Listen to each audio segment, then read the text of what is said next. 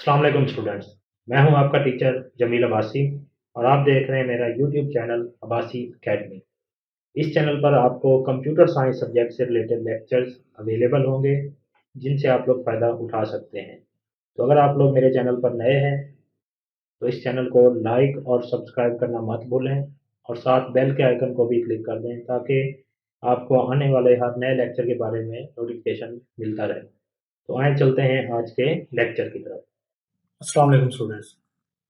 ये आज हम देखते हैं HTTP। Right a short note on HTTP hyper text transfer protocol. ये होता है, हमने अपने प्रीवियस लेक्चर में मुख्तलिफ प्रोटोकॉल डिस्कस किए हैं, तो ये भी बेसिकली एक प्रोटोकॉल ही है। HTTP stands for hyper text transport protocol. It is a communication protocol used to connect to server on the world wide web.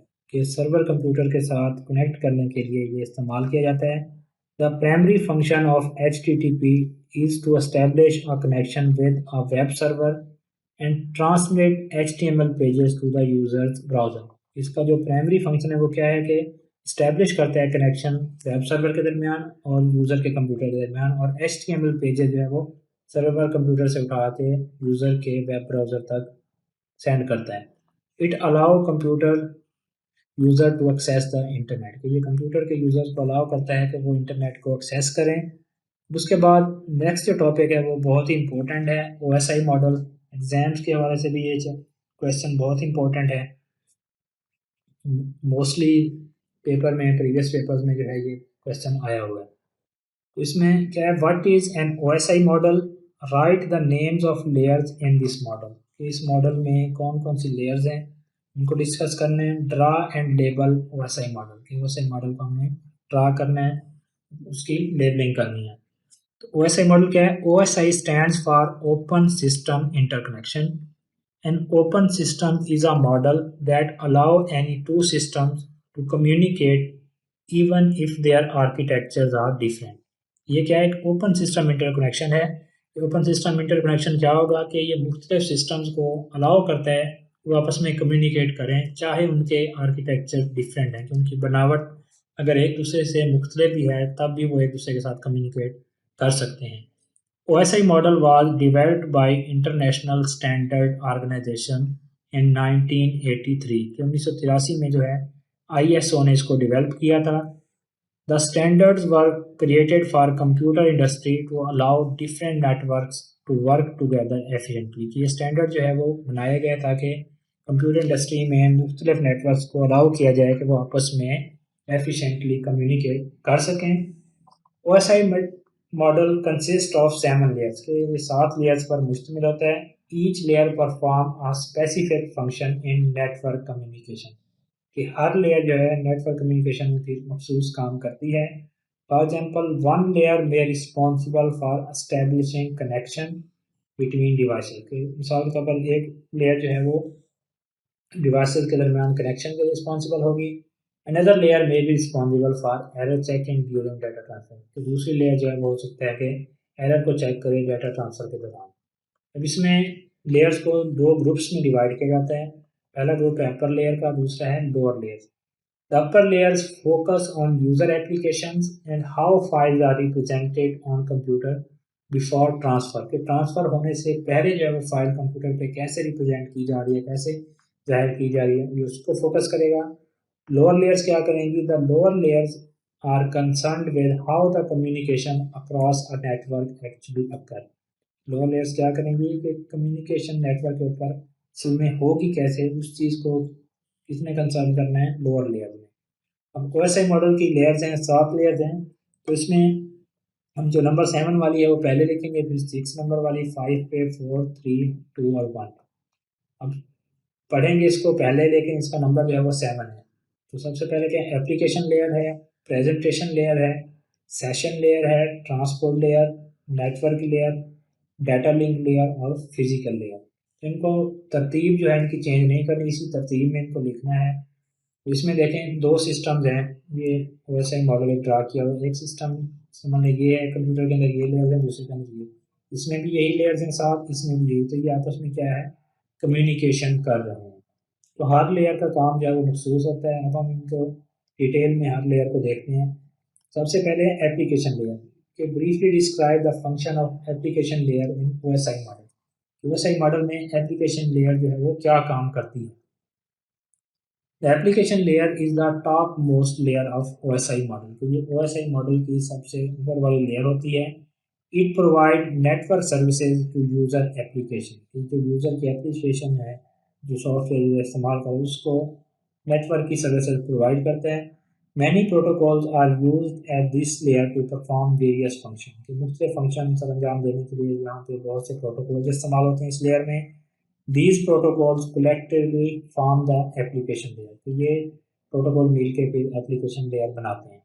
These protocols form the basics of various network services such as user file transfer, web surfing, and email etc. तो ये क्या है? These protocols form the basics of various network।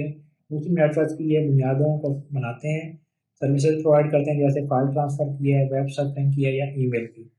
Web browsers and internet connected application like Skype और Outlook use application layer protocol. तो जो web browser हैं, जो internet की जो सर्विसेज हैं, उनने पिछले लेक्चर में डिस्कस किए हैं। ईमेल है, उसमें गूफर है, टेलनेट है, वो सारे एप्लीकेशन लेयर को इस्तेमाल करते हैं। Different protocols used in application layer are FTP है, एचटीटीपी और एसएमटीपी। एफटीपी और एचटीटीपी हम डिटेल में पीछे पढ़ चुके हैं। एसएमटीपी क्या है? Protocol is use to send and receive email. ये सिर्फ ईमेल को सेंड और रिसीव करने के लिए इस्तेमाल होगा। उसके बाद नेक्स्ट लेयर है explain the function of presentation layer in OSI model. तो OSI मॉडल में प्रेजेंटेशन लेयर का क्या काम है? The presentation layer perform data reformatting, data compression and encryption. Data reformatting क्या होगी? In data communication the computer में use various encoding technique such as ASCII है, EBC, IDC है। ये कंप्यूटर जो है वो मुख्तलिफ इनकोडिंग स्कीम हो सकते हैं कि इस्तेमाल कर रहे हैं। The presentation layer at sending computer change data according to the sender's format. जो सेंडिंग कंप्यूटर के ऊपर प्रेजेंटेशन लेयर है वो अपने लिहाज से डाटे को चेंज करेगी। The presentation layer at receiving computer change the data according to the receiver format. जो रिसीविंग साइड पे प्रेजेंटेशन लेयर है वो रिसीविंग साइड के मुताबिक जो है वो उस फॉर्मेट के मुताबिक उसको चेंज कर लेगी अपनी शेप में। इनक्रिप्शन क्या होगी? The presentation layer encrypt data before transmission. कि जो प्रेजेंटेशन लेयर है सेंडिंग साइड पे, वो डाटा सेंड करने से पहले इसको इनक्रिप्ट करेगी। It means that the sender transform the original information to another form and send resulting message over a network. कि ये ओरिजिनल मैसेज को किसी और फॉर्म में कन्वर्ट करेगी और फिर इसको नेटवर्क के ऊपर सेंड करेगी। The receiver again transform the message back to its original form. कि जो रिसीविंग साइड पे जब ये पहुंचेगा तो ये मैसेज दोबारा अपनी असल शक्ल में आ जाएगा। It is called decryption. तो ये क्या करेगा? डिक्रिप्शन। जब असल शक्ल से किसी और शक्ल में चेंज होगा वो इंक्रिप्शन है। जब फिर उस शेप से दोबारा अपनी असल शेप में आएगा तो वो डिक्रिप्शन कहलाएगा। उसके बाद है compression. Data compression reduce the number of bits to be transmitted. कि डाटा कंप्रेशन क्या है? डाटा को स्केल देता है। तो पहले फर्ज करें 100 बिट्स थी, तो कंप्रेशन के बाद वो क्या है 70 या 80 बिट्स रह जाती हैं डाटा ट्रांसफर होने से पहले। The presentation layer compress a large amount of data into small size. तो बड़े डाटे को वो स्मॉल साइज में कंप्रेस करके फिर सेंड करता है। उसके बाद है what is the function of session layer in OSI model. के OSI मॉडल में सेशन लेयर का क्या काम है? The session layer establishes, manages and terminate user connection. कि यूजर के कनेक्शन को पहले एस्टेब्लिश करता है, फिर उसको मैनेज रखता है जब तक कम्युनिकेशन हो रही है। एंड टर्मिनेट यूजर कनेक्शन, कि जब वो काम कम्युनिकेशन हो जाती है फिर उस कनेक्शन को टर्मिनेट भी करता है। A session is an exchange of messages between computer. एक सेशन क्या होता है? कंप्यूटर्स के दरमियान मैसेज को एक्सचेंज होने पर जितना टाइम लगता है या जो वक्त दरकार होता है उसको सेशन कहते हैं। The session layer synchronizes data transfer with check points. इसमें चेक पॉइंट्स लगाते हैं। सिंक्रोनाइज का मतलब है कि डाटे को अपडेट के फर्ज करें अगर 100 MB का डाटा था तो 1-1 MB करके सेंड होगा, तो 1 MB सेंड होगा तो उसको दोबारा अपडेट करेगा कि बाकी 99 MB बचे हैं। तो चेक पॉइंट्स लगे होते हैं इसमें। If a failure occur only the data from the last checkpoint is retransmitted। अगर डाटा ट्रांसमिशन के दौरान कोई फेलर आ गया तो लास्ट चेक पॉइंट से लेकर डाटा जो है फिर दोबारा ट्रांसमिट करना शुरू कर देंगे। For example a 100 MB file is being transferred and the session layer set a checkpoint every 5 MB कि 100 MB की एक फाइल ट्रांसफर हो रही है तो हर 5 MB के बाद एक चेक पॉइंट लगा हुआ है.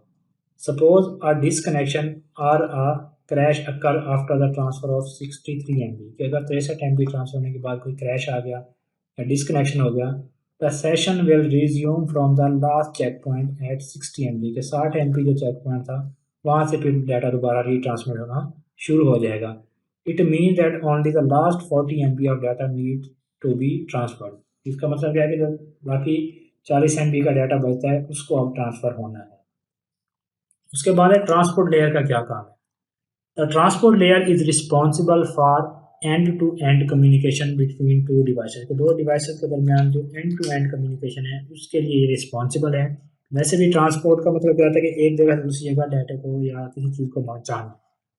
It takes data from the session layer and divide it into chunks called segment. ये सेशन लेयर से डाटा लेकर उसको मुख्तलिफ चंक्स में जो है वो डिवाइड कर देती है जिनको सेगमेंट कहा जाता है. The transport layer on the receiving device receive the segment. तो ये जो रिसीविंग साइड पे ट्रांसपोर्ट लेयर होगी वो डाटे को रिसीव करेगी. The segments are reassembled checked for error and acknowledge at receiving side. कि जब वो रिसीविंग साइड पे पहुंचेगी उसको रिजेंबल से बात क्या है कि वो जब मुख्तलिफ सेगमेंट से दोबारा अपनी असल शक्ल में आ जाएगा उसमें एरर चेक होंगे और एक्नॉलेज एट रिसीविंग साइड. फिर रिसीविंग साइड जो फिर वापस मैसेज भी भेजेगी कि जो डाटा भेजा गया है वो सक्सेसफुली पहुंच चुका है. The data is transmitted again if there are error in the transmission. अगर ट्रांसमिशन में कोई एरर आ गया हो डाटा फिर दोबारा से ट्रांसफ़र होगा. उसके बाद है network layer. The network layer is responsible for data transfer between two different networks. तो दो मुख्तलिफ नेटवर्क्स के दरमियान डाटे को ट्रांसफ़र करने के लिए जो चीज़ रिस्पॉन्सिबल है वो नेटवर्क लेयर है.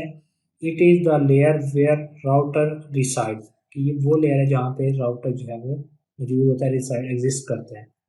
The network layer receive the segment from transport layer and break them into smaller units called packet. कि ये नेटवर्क लेयर क्या करती है, receive the segment from transport layer से सेगमेंट लेगी उसको फिर मजीद छोटे हिस्सों में पैकेट्स में डिवाइड करेगी.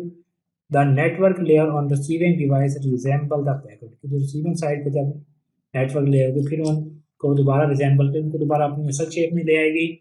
It also perform routing process. ये राउटिंग का प्रोसेस भी करती है. This process find the best physical path for the data to reach its destination.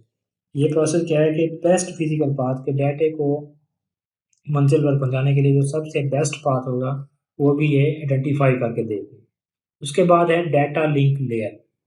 The data link layer is responsible for the reliability of physical link established at layer 1. के layer 1 पे जो physical link एक establish हुआ था उसकी reliability के लिए, पायदारी के लिए रिस्पॉन्सिबल है.